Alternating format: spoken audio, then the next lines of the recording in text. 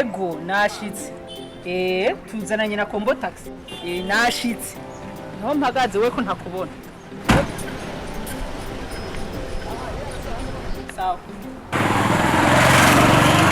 Muko nini muntu? We birakuraba. Amahera yawe sinayaguhaye. Kibushaka ni telefone. Nari kumvugana n'umugenzi wanje ivyo nibikurikura biri.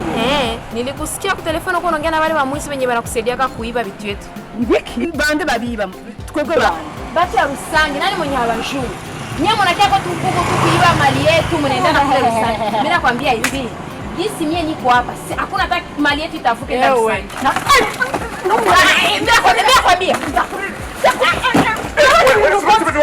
Kumurwana bigenza bite? Kumurimo kurwana bigenza bite? Ndabira ibintu agitse. Ndabira ibintu akoze. Ibintu nari kwapa.